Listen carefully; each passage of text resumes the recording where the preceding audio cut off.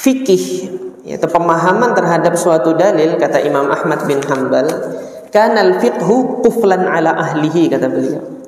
Fikih, pemahaman terhadap suatu dalil dahulunya itu terkunci, tertutup, ala ahlihi, terhadap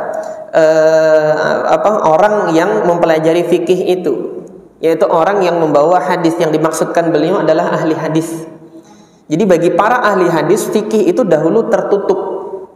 Hatta fatahahullahu bisyafi'i, sampai Allah Subhanahu wa taala membukakan pemahaman fikih itu melalui perantaraan Al-Imam Asy-Syafi'i. Al-Imam Asy-Syafi'i inilah yang datang mengajarkan metode-metode bagaimana memahami suatu hadis. Itu diajarkan kepada para ahli hadis yang pada saat itu berada di Baghdad.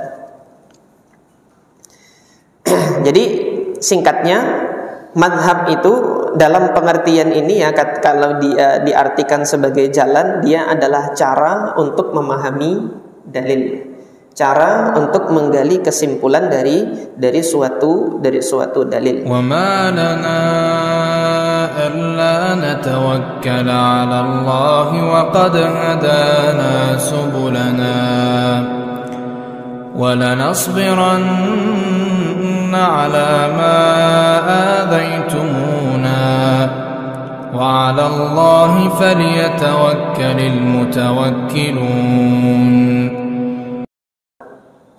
Malam hari ini insyaallah kita rehat dulu dari pembahasan hadis-hadis kitab Bulughul Maram.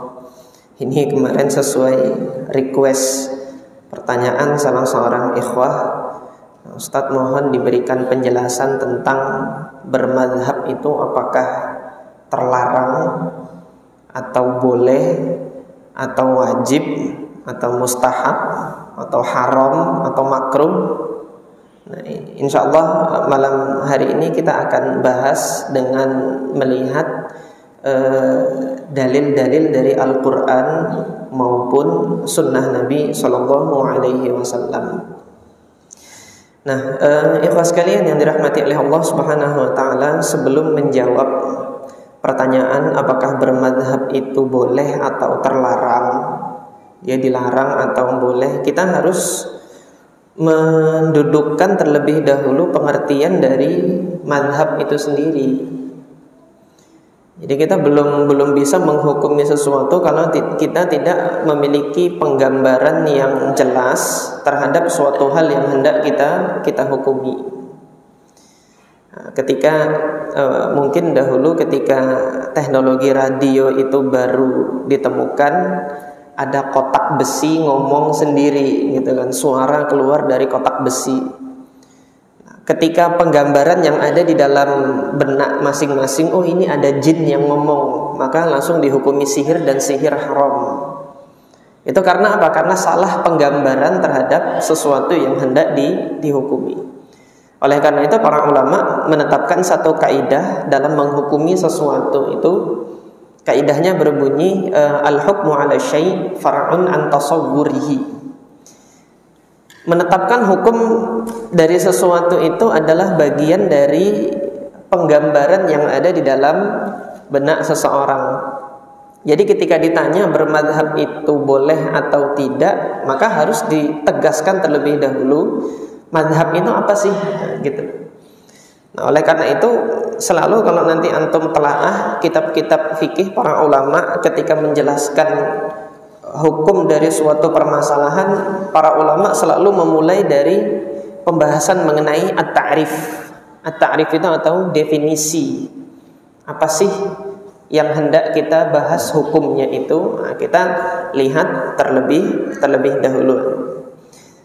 Dan tradisi para ulama dalam menjelaskan pengertian dari satu perkara yang akan diberikan kejelasan hukumnya, mereka selalu membahas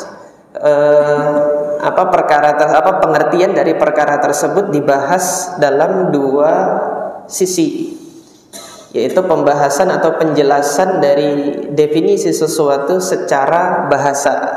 Nah, ini bahasa akademiknya secara etimologi. Etimologi ini adalah ilmu yang membahas tentang asal-usul akar penggunaan suatu kata di dalam tradisi berbahasa.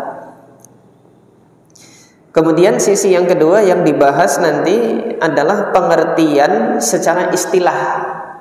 Artinya kata tersebut ketika sudah digunakan dalam istilah bidang ilmu tertentu, apakah nanti pengertiannya sama dengan istilah asalnya. Nah, ini selalu para ulama membahas tentang hal tersebut. Contoh kata sholat.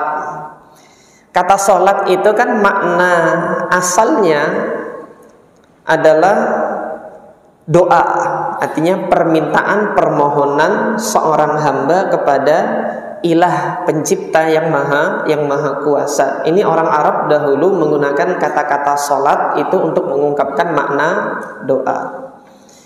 Ketika Islam datang, syariat aturan beragama di dalam Islam itu menggunakan kata sholat ini untuk menamakan aktivitas ibadah yang dimulai dengan takbir dan diakhiri dengan salam. Nah, di sini ada perubahan makna yang semula itu umum, berdoa secara umum, berubah menjadi satu makna untuk mengungkapkan aktivitas ibadah yang di dalamnya juga ada doa, tetapi ada urutan-urutan tertentu di dalam ritual ibadah tersebut. Nah, ini para ulama demikian ini dalam menjelaskan sesuatu selalu memulai dahulu dari penggunaan istilah bahasa dalam penuturan orang-orang Arab ini apa maknanya, baru kemudian menjelaskan makna yang diinginkan dari bidang tertentu, bidang pembahasan tertentu. Nah, sekarang ketika kita hendak membahas madhab, apa sih itu madhab? Kita mulai terlebih dahulu dari akar kata madhab ini terambil dari apa? Akar kata madhab ini kan terambil dari kata dhahaba yadhhab. Dari akar kata yang terdiri dari 3 huruf, huruf dzal, huruf ha, dan huruf ba. Uraian yang diberikan oleh Al-Imam Ibnu Faris, ini salah seorang ulama bahasa yang beliau ini merupakan salah satu pakar di dalam bidang ilmu etimologi untuk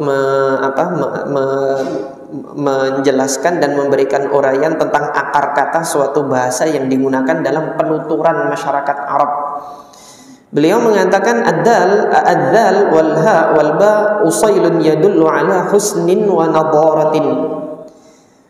Orang-orang Arab itu menggunakan kata-kata yang terdiri dari akar kata zal, ha dengan ba itu untuk mengungkapkan suatu makna yang di dalamnya itu terkandung terkandung makna hasan, makna yang indah, dan makna nadharah, bersinar, indah, bersinar. Nadharah itu bercahaya. Oleh karena itu orang Arab kemudian menamakan emas itu dengan ungkapan zahab. Dan Allah Subhanahu wa taala di dalam Al-Qur'an memilih ungkapan zahab itu untuk mengungkapkan makna ini, makna yang indah dan dia berkilau. Walladzina yaksniduna adh-dhahaba wal fiddah. Allah Subhanahu wa taala berkalam demikian dalam Al-Qur'an, mereka yang menyimpan emas dan perak. Jadi orang Arab untuk awalnya menggunakan kata zahab ini mengungkapkan sesuatu yang indah dan dia berkilau, bercahaya. Kemudian ada akar kata yang lain yang orang Arab juga menggunakan kata-kata zal, ha dengan ba, yaitu makna mudhi. Makna mudhi itu makna berlalu. Al-Imam Ibnu Faris melanjutkan penjelasannya, wa baqiya aslun akhar, masih ada akar kata yang lain, kata Imam Ibnu Faris, wa huwa dhahabus syai', yaitu zahab itu adalah perginya sesuatu, berlalunya sesuatu. Ini juga diungkapkan dengan kata zahaba. Nah, oleh karena itu bagi antum yang mungkin pernah belajar bahasa Arab, kata zahaba yadhhabu itu maknanya pergi, berlalu. Lah kemudian madhab itu apa? Antum di dalam bahasa Arab kalau melihat ada suatu kata diawali dengan mim dan mimnya itu berharokat fathah, itu menunjukkan tempat. Sajadah itu sujud, tempat sujud. Masjid diawali huruf mim harokat fathah, masjid itu tempat sujud. Kataba yaktubu itu nulis, tempat untuk menulis tinggal antum kasih huruf mim di awalnya maktab, meja, karena menjadikan tempat untuk menulis. Tempat tinggal, sakana yaskunu itu tinggal, tempat untuk tinggal, maskan. Maka dalam hal ini dhahaba yadhhabu tadi ketika dimaknai dia pergi berlalu, maka madhab itu adalah tempat pergi. Tempat pergi itu apa? Tidak lain dia adalah jalan yang dilalui untuk dia pergi menuju ke suatu tempat. Nah, dari sini kita bisa ambil makna secara bahasa, madhab itu adalah jalan yang dilalui untuk mencapai satu tujuan yang dia hendak pergi menuju tujuan tersebut, gitu loh. Ini makna secara bahasa. Jadi madhab itu adalah jalan. Nah, sekarang dalam terminologi fikih, fikih ini apa sih? Fikih itu kan hukum syariat. Jadi pengetahuan tentang hukum syariat. Yang mana hukum-hukum syariat ini ada yang jelas hukumnya, ada yang tidak jelas hukumnya. Perkara-perkara yang diatur dalam syariat ada yang jelas hukumnya, ada yang tidak jelas hukumnya. Nah, untuk perkara-perkara yang hukumnya itu belum jelas, para ulama itu menempuh suatu cara, seakan-akan mereka itu jalan melalui suatu jalan untuk menempuh suatu tujuan. Tujuannya itu apa? Mencari tahu kesimpulan hukum untuk suatu perkara yang belum jelas ditetapkan oleh Al-Quran dan Sunnah Nabi Sallallahu Alaihi Wasallam. Nah, yang demikian inilah kemudian madhab itu diartikan sebagai apa? Sebagai jalan yang ditempuh untuk menghasilkan atau untuk menggali kesimpulan hukum terhadap suatu perkara yang diperoleh dari suatu dalil. Kepanjangannya, intinya madhab itu cara untuk memahami dalil, cara untuk menggali kesimpulan hukum yang ada pada suatu dalil. Karena tidak semua orang itu memahami dalil, bahkan yang bisa bahasa Arab sekalipun. Al-Imam Ahmad ibn Hanbal rahimahullah itu pernah mengatakan bahwasanya apa? Fikih, yaitu pemahaman terhadap suatu dalil, kata Imam Ahmad bin Hanbal, kanal fiqhu quflan ala ahlihi, kata beliau.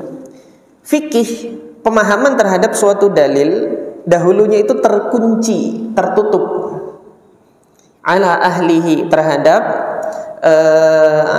orang yang mempelajari fikih itu, yaitu orang yang membawa hadis. Yang dimaksudkan beliau adalah ahli hadis. Jadi bagi para ahli hadis, fikih itu dahulu tertutup. Hatta fatahahullahu bisyafi'i, sampai Allah Subhanahu wa taala membukakan pemahaman fikih itu melalui perantaraan Al-Imam Asy-Syafi'i. Al-Imam Asy-Syafi'i inilah yang datang mengajarkan metode-metode bagaimana memahami suatu hadis. Itu diajarkan kepada para ahli hadis yang pada saat itu berada di Baghdad. Jadi singkatnya, madhab itu dalam pengertian ini ya, kalau dia diartikan sebagai jalan, dia adalah cara untuk memahami dalil, cara untuk menggali kesimpulan dari suatu dalil.